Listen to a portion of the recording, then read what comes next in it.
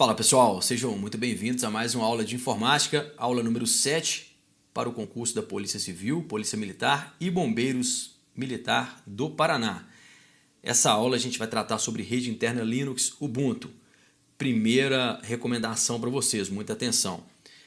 A aula específica de Ubuntu, ela foi gravada no início dessa playlist, foi a aula número 1. A gente está na aula 7 específica. Nós montamos uma página específica oficial no site para acompanhar as videoaulas desse curso. Então, além dessas 7 aulas que você já tem específicas, a gente indica outras. Linux, por exemplo, a gente gravou uma e indicou mais 3. Então, só aqui já tem 10 aulas. E outras matérias aconteceu da mesma forma. E hoje a gente vai indicar mais 2.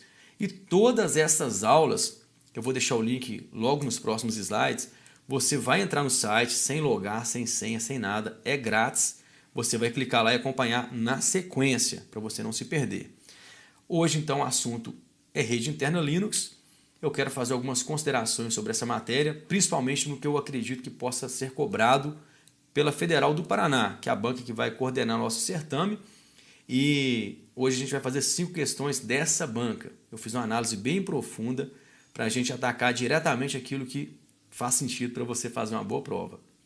Essa aqui é a ementa específica que está lá no cronograma, na verdade no conteúdo programático, noções de trabalho com computadores em rede interna nos sistemas operacionais Linux. Ubuntu versão 14 ou superior. Isso é o que está lá, mas quando você encaixa ali no edital com a prova e tenta encaixar ali, você tem que ter uma visão mais holística, mais ampla da coisa, para tentar entender o que você pode estudar, porque isso é amplo demais. E nessa aula a gente separou aquilo que eu acredito que realmente possa cair na sua prova. Primeira dica e uma dica importante. Boa parte se aplica ao Windows, mas como assim? Porque o trabalho de rede tem lá a questão dos protocolos, vocês já devem saber disso, né? Quem está acompanhando a gente há mais tempo. Uma das questões que pode ser cobrada na sua prova, inclusive, sobre conceitos de redes, que elas trabalham com protocolos que são universais. Indiferente se você usa Mac, Windows, Linux, a comunicação ela ocorre. Isso é graças ao protocolo de comunicação. Esses conceitos a gente não vai passar nessa aula. Eu vou indicar uma aula específica para você pegar uma base sobre redes e fazer uma boa prova. Outro detalhe, não se trata de tutorial de rede Linux. Caso você caia nessa aula tentando configurar seu Linux e montar sua rede, não é um tutorial de Linux. A gente trabalha com concursos públicos, somos especialistas em informática para concurso. Hoje a gente vai fazer a análise de questões, mostrar a teoria, o que pode ser cobrado na sua prova. Eu estou fazendo essa prévia aqui para você não perder tempo, caso você não vou fazer você assistir um vídeo que não foi para você. Não é assim que a gente capta a audiência. A nossa audiência ela tem que ficar feliz com o conteúdo. Por isso eu estou dando essa palhinha no início aqui para você se situar. Atenção, página 105 a 111 é o conceito comum, como eu falei no início da aula. O que é comum entre Windows e Linux, você vai encontrar na página 105 a 111 do material específico, o PDF desse curso. Ah, professor, não tem o PDF, eu quero só assistir a aula. Sem problema. O que eu falo nessas páginas, a gente tem uma aula que a gente explica tudo isso e eu vou deixar o link para você na área do curso. Pode ficar tranquilo que ninguém vai perder nada nessa aula aqui. Ninguém vai ficar para trás por conta de material. Lá fala o seguinte, uma definição técnica sobre rede de computadores. A gente não vai tratar sobre isso, né? 2 computadores comunicando de forma lógica e física e tal. Está lá nessa aula. O que é um nó, classificação das redes por área de cobertura, né? Rede pessoal, uma rede local, uma rede metropolitana. Quando ela é associada à rede sem fio e seus protocolos. Tudo isso vai estar na aula que eu vou indicar para vocês. Mas isso você tem que saber e tem que levar para a prova. Vocês vão ver são 6 questões hoje, que essas questões elas vão estar direta ou indiretamente relacionadas à sua prova. E outros conceitos como NIC, né, que é a sua placa de rede, os cabos de rede, fibra ótica, UTP, switch, hub, roteadores, todos esses conceitos vão estar na próxima aula. Essa é que eu recomendo que você assista, caso você não tenha esse material. Você assiste essa aula. Se você tem o material, mas está com dúvida, assiste também. Nessa parte aqui, a gente vai explicar com detalhe toda essa estrutura inicial de redes. Onde? Daqui a pouco eu mostro. coloquei aqui um bilhetinho, né? Excelente introdução a redes com conceitos básicos que surgem direta e indiretamente em suas provas. O que eu costumo falar com o pessoal que informática ela precisa de um tempo para você assimilar alguns termos que são comuns. Passou esse tempo ali, você assistiu algumas aulas, anotou alguns conceitos, começa a ficar mais fácil a coisa, acredite. No começo você se assusta com alguns termos porque são novos e tudo que é novidade o cérebro tende a ficar ali meio receoso se ele vai armazenar ou não. Mas a nossa forma de ensino vai fazer com que você armazene da forma correta. Esse aqui, percebam que no slide anterior eu recomendo que assista. Esse aqui não, esse aqui deve ser assistido. Esse é o complemento só para quem tiver o Windows previsto no edital. No caso, as carreiras militares, Polícia Militar e Bombeiro Militar. Porque na aula passada eu falei que gravaria 2 vídeos sobre redes que são diferentes. Analisando o material e preparando essa aula, eu verifiquei que o conteúdo específico de Windows já foi gravado da forma que você precisa nessa aula para a Polícia Federal. Pode assistir que vai complementar. Então não gravaremos outra aula sobre redes para essa playlist. Você vai aproveitar em torno de 40% a 50% nessa aula, que muita coisa realmente é comum, e vai complementar com essa aula aqui. Copiado? Então vamos seguir. Por que então um e-book para atender 3 concursos? O detalhe é só esse aqui que eu quero mostrar. Ó.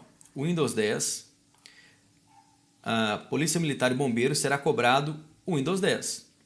E enquanto Polícia Civil, ou Polícia Civil, né, teremos apenas Linux, Ubuntu.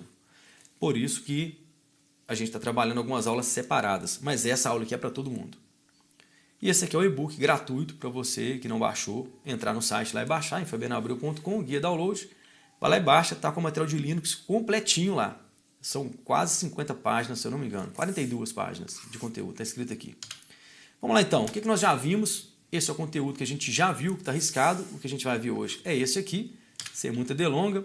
Você vai acessar todas as videoaulas. Presta atenção que esse é o ponto alto da aula. Clicou aqui na setinha de cursos grátis no site fabianabreu.com, vai em todos os cursos e localize esse banner aqui. Dá um clique em cima que você vai ter acesso a todas as videoaulas que a gente selecionou para esse curso. Essas que você está assistindo aqui na playlist no YouTube, mais aquele conteúdo extra. Está tudo lá gratuitamente. A única coisa que é vendida aqui é o PDF.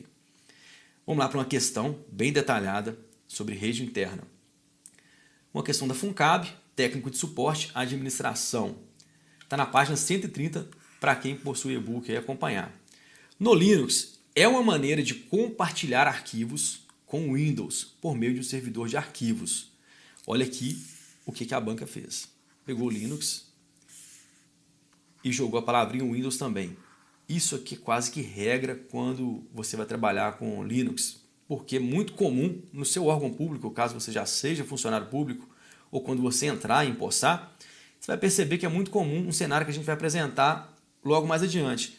Você trabalhando aqui numa máquina com Windows, seu colega do lado com Linux, e essa mescla no seu parque tecnológico ali, o Windows e Linux é comum nos setores públicos. Por quê? Linux, boa parte dele é gratuita, não vou entrar nesse detalhe também, porque está na aula 1, e o Windows, software proprietário, pago. Então o Estado economiza, instala ali aplicativos de escritório gratuitos, sistema operacional gratuito, mas algumas aplicações que, por exemplo, um Photoshop, que tem um especialista em Photoshop ali que precisa do Windows, ele vai ter que trabalhar com o Windows, então não tem como o Estado abrir mão nesse caso. Aí você vai ter esses sistemas misturados, junto e misturado. E o que vai fazer essa comunicação acontecer? É o que a gente vai ver agora. Então, já fizemos ali a introdução, mostramos um cenário real, que é importantíssimo para que você consiga assimilar. Você está no Linux, qual que é a maneira de compartilhar arquivos com o Windows por meio de um servidor de arquivos? Squid ou Squid, Lilo, KDE, Grub ou Samba. Eu vou comentar uma por uma porque todas essas assertivas dizem respeito ao Linux e pode aparecer na sua prova. Eles podem inverter isso aqui e aparecer na sua prova. Então a gente vai comentar com mais detalhe. Squid ou Squid, não. Porque ele é um gerenciador de proxy de cache. Olha o símbolo dele aqui, ó, do Squid. O Squid é um proxy de cache para web que oferece suporte a HTTP, HTTPS e FTP, que são os protocolos de transferência mais utilizados, né, de hipertexto, principalmente esses dois aqui. É aquele sisteminha que você tem lá no seu órgão público, que quando você tenta acessar algum site, uma das funções dele é bloquear aquele conteúdo. Porque imagina ali um órgão com 50 mil funcionários e todo mundo no Facebook, no YouTube, o proxy ele faz esses filtros, ele gerencia a rede, mas principalmente, o que cai em prova? Eu risquei aqui, ó. Ele melhora os tempos de resposta, é uma coisa que o proxy faz. Ao armazenar em cache, reutilizar páginas web solicitadas com frequência, controles de acesso, que eu falei, vai controlar o acesso, na maioria dos sistemas operacionais disponíveis, incluindo Windows, Linux, é claro, né? E ele está disponível para vários sistemas operacionais.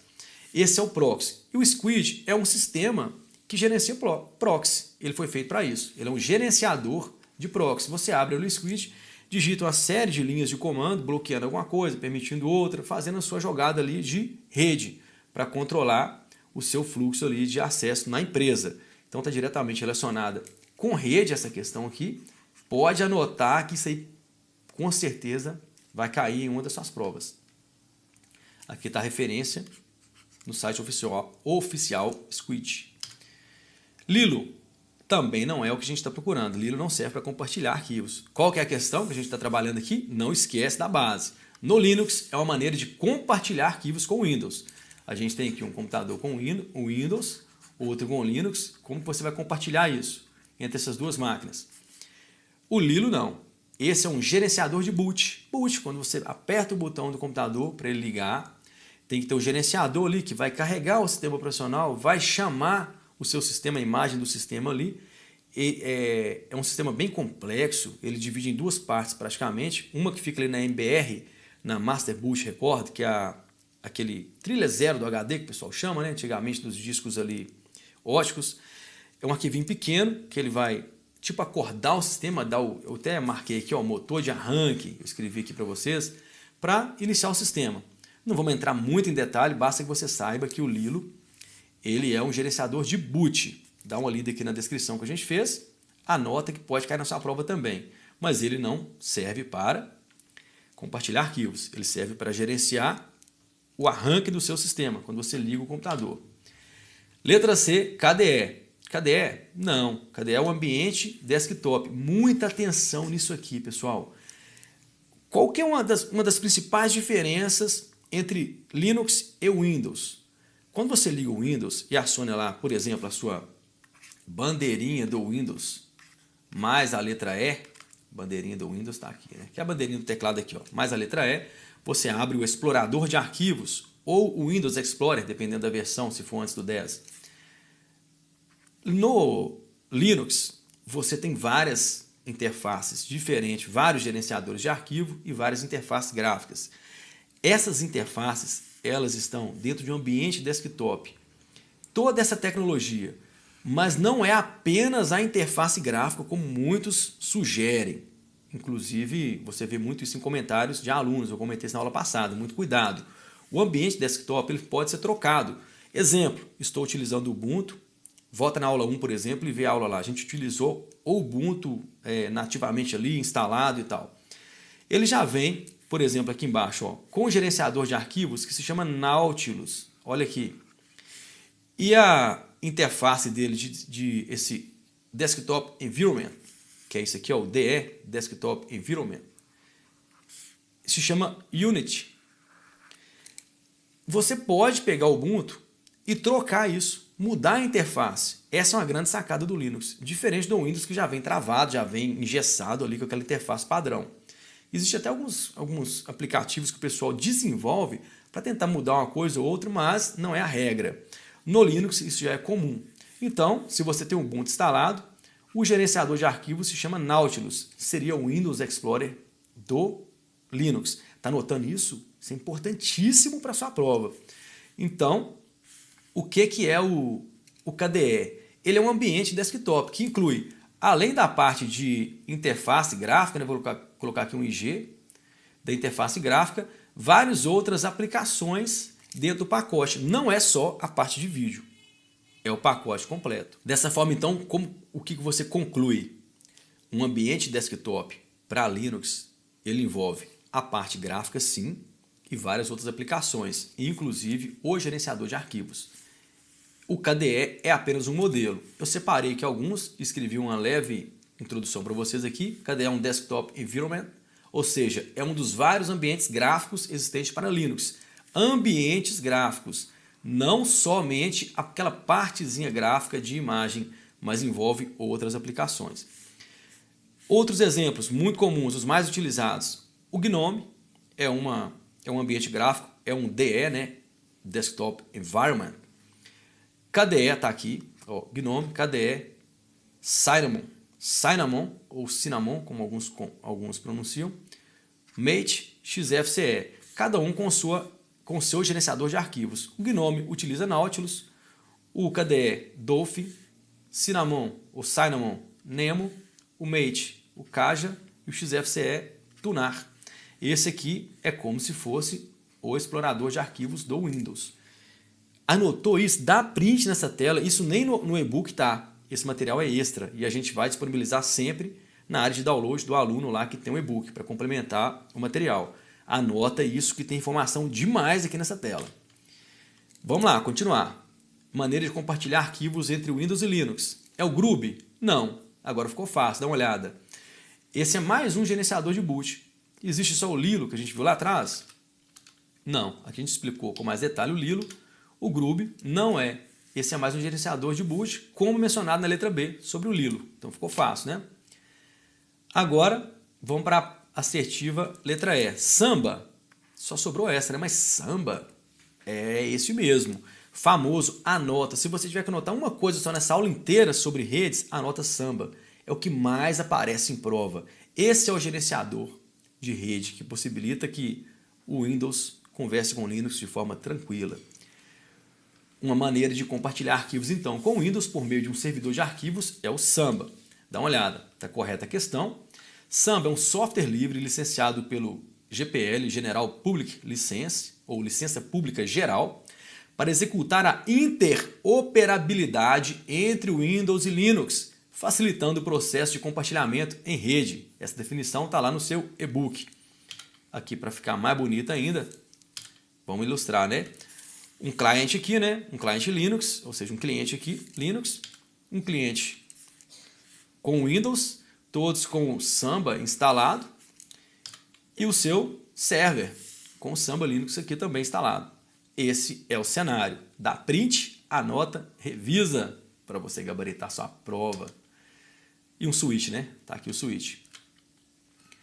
Página 6, esse material dessa aula vai estar lá para você que tem o e-book, só digitar sua senha, copiar e colar. Tem que copiar e colar, era para o link funcionar, mas na hora de compilar isso aqui deu um erro. Quando você clica tá dando erro lá, não está abrindo direto.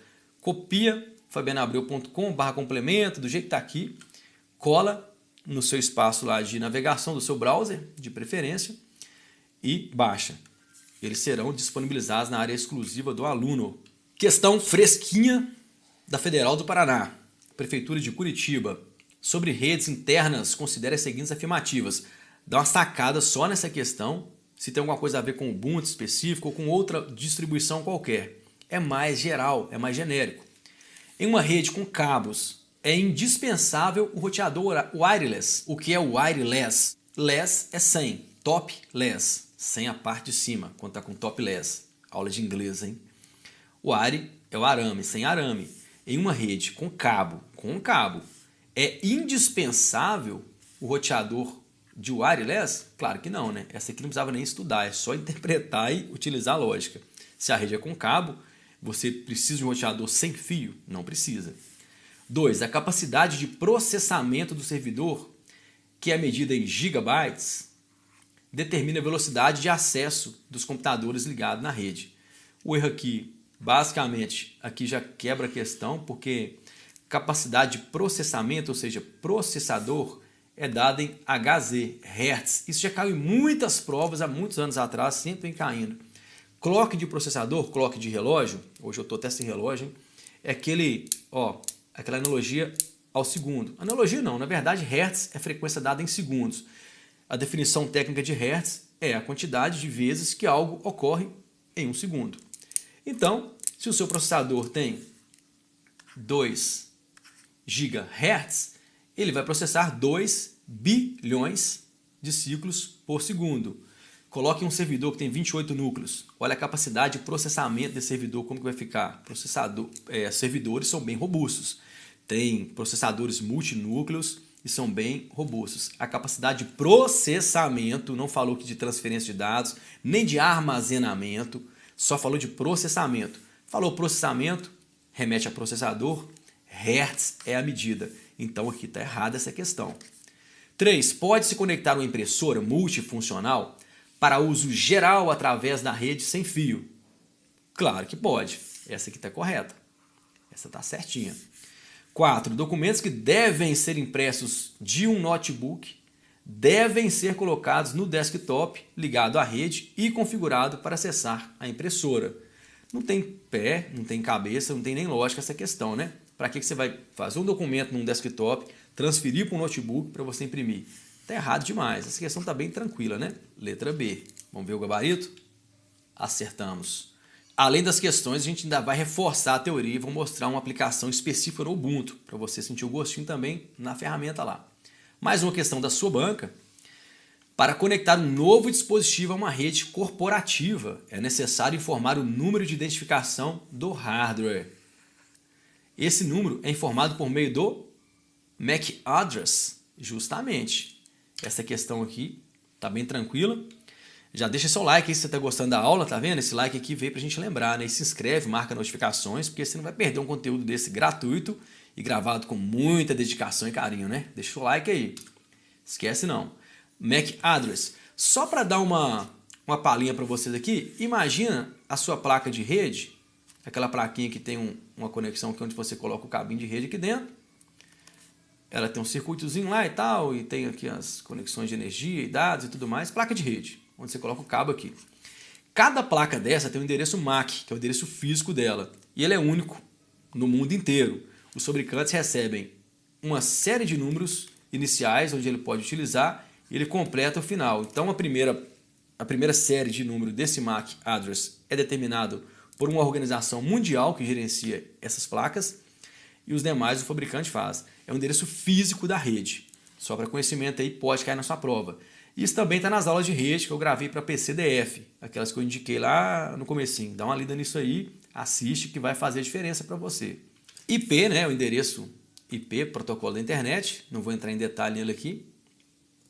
SMTP é um protocolo de e-mail, Simple Mail Transfer Protocolo. O pessoal brinca que sua mensagem está partindo, né? É o protocolo de envio.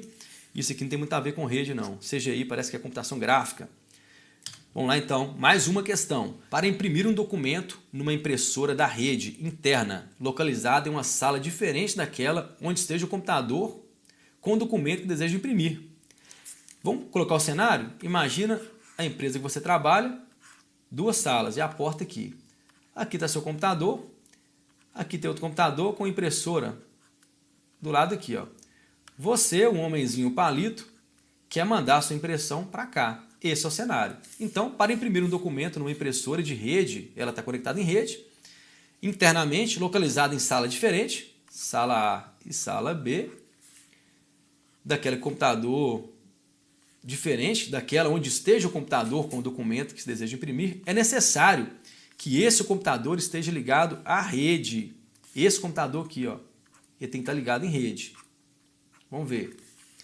Uma rede cabeada é necessário? Não, já está errado, porque poderia ser uma rede sem fio. Sem fio, com hardware, só sem fio não, pode ser cabeada. Então, uma já anulou a outra. Cabeada ou sem fio. Opa, aqui já melhorou o conceito. E com driver da impressora instalado nele. Ah, já achamos. Driver. Por isso que eu falo, olha a interdisciplinaridade, essa palavra é difícil de falar, né? Aquela correlação entre as disciplinas. Aqui está entrando hardware, rede, conceitos básicos que a gente vê na aula de, principalmente hardware. E na próxima aula eu vou entrar nisso aqui, que a gente vai falar sobre impressoras, digitalizadoras. Mas o driver, a gente dá essa aula quando trata de sistemas operacionais. Logo na essência ali de software básico, utilitário, aplicativo. O driver, com R, é um software. É diferente do drive, que é um hardware. Na aula sobre o Windows, principalmente na aula básica, que é entre Windows e Linux, aquela basezinha comum, a gente fala sobre isso. Mas o driver tem que estar instalado, senão não funfa mesmo. O restante está muito errado aqui, não vou nem comentar para não confundir. É letra C mesmo. Vamos passar para a próxima. Na internet, há a possibilidade de fazer a encriptação de dados trocados entre computadores. Para tanto, esse protocolo é apresentado antes do endereço eletrônico do site que o usuário deseja acessar. Qual é o nome desse protocolo? Falou transferência, internet, protocolo, encriptação, gente. É o HTTPS, Hypertext Protocolo Security, né? É o SSL aqui, ó. Protocolo de transferência de hipertexto seguro. É esse aqui, ó. Sempre cai em prova. Questão bem tranquila, mas é importante que você saiba também. FTP é um protocolo de transferência. IDC não entra aqui nesse detalhe. HTTP é o protocolo sem o S de segurança. HTML é a linguagem de marcação. E HTML, faltou o L aqui, né? Então, essa aqui está bem tranquila mesmo. Não vamos aprofundar demais como a gente aprofundou naquela no comentário, que não se faz necessário mesmo. Mais uma da sua banca preferida, Itaipu Nacional. Assinale a alternativa que corresponde ao nome dado a um conjunto de computadores que compartilham informações e softwares em uma rede local, em uma área delimitada, como por exemplo escritórios e edifícios.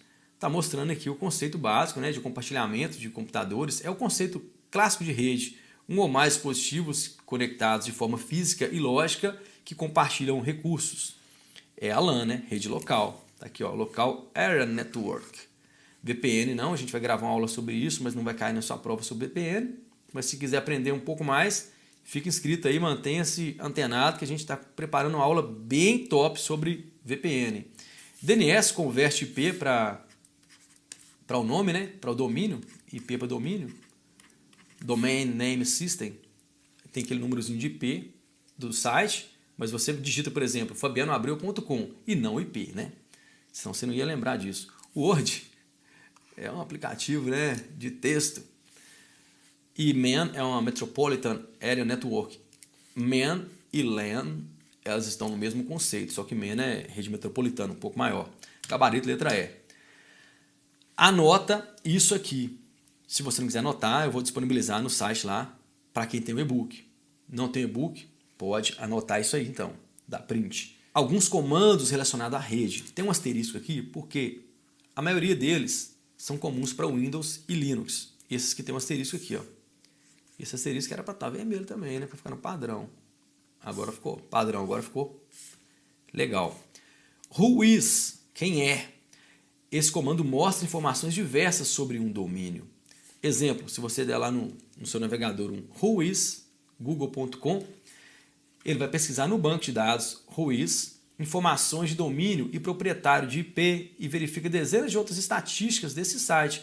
Às vezes tem dados de venda, tem o IP, mostra lá o ping dele, mostra o traceroute dele, os caminhos que ele percorre, uma série de informações sobre aquele site, propriedade dele e tudo mais. Alguns podem não aparecer, mas a função pode na sua prova. Então o que ela faz? Mostra informações.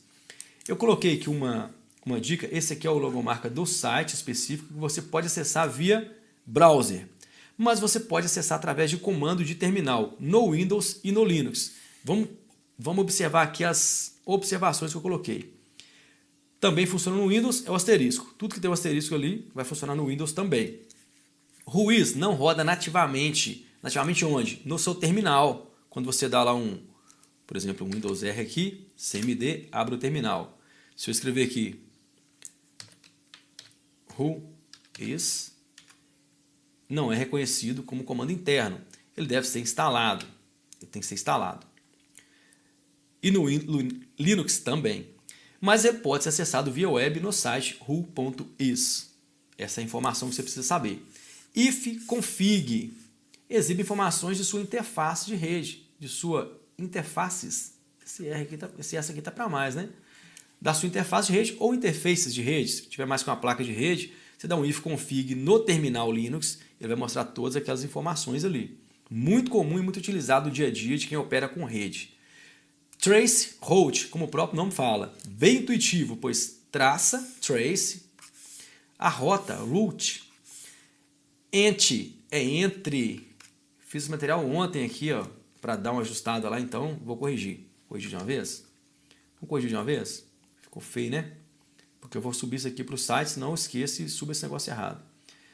Entre Ruiz, colocar esse aqui vermelho, pronto. Redes, interface de rede, sua interface de rede. Traça a rota entre. Pronto. Satisfatório, né? Beleza. Traça a rota entre origem e destino dos pacotes. A não ser o que é pacote de rede. Aquela aula 1 fala. E a 2 também quer aprofundar mesmo em rede. Aula 2 também naquela sequência da PCDF. A gente trata tudo sobre pacotes lá. Entre origem e destino. Mas enfim, quando você vai comunicar com o Google, por exemplo, existe uma rota que é percorrida com a sua requisição. Aquela questão de internet, né? Cliente, servidor, requisição e resposta. Lembram dessa parte de rede? Quando você faz a requisição do servidor, ele te manda a resposta. Essa é a comunicação que a gente faz na internet. O trace host ele traça uma rota entre usuário e servidor, por exemplo, entre origem e destino dos pacotes. Se você colocar um trace host google.com, você vai ver lá o número do seu roteador, o número lá do roteador do seu servidor, até chegar no Google. Vai mostrar um tanto de salto. É isso que faz, traça a rota. Muito utilizado para quem trabalha no dia a dia com rede. Às vezes você quer descobrir o número do seu próximo roteador que está ligado nessa máquina aqui, o próximo nó na rede, dá um trace host que ele já vai mostrar isso para você, essas informações. Tudo isso aqui vai ajudar nessas questões. Ó.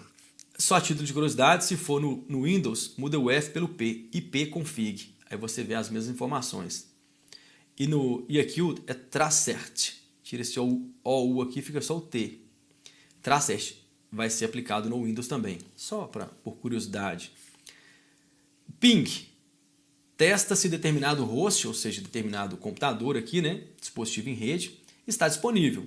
Muito utilizado também no dia a dia para testar se há conexão com a internet. Está na dúvida se a sua internet está funcionando ou não, se o site está fora do ar, ou enfim.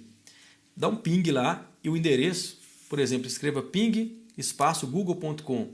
Ele vai retornar se retornou se a internet está funcionando. Mas não é só para isso. Ele faz uma série de coisas.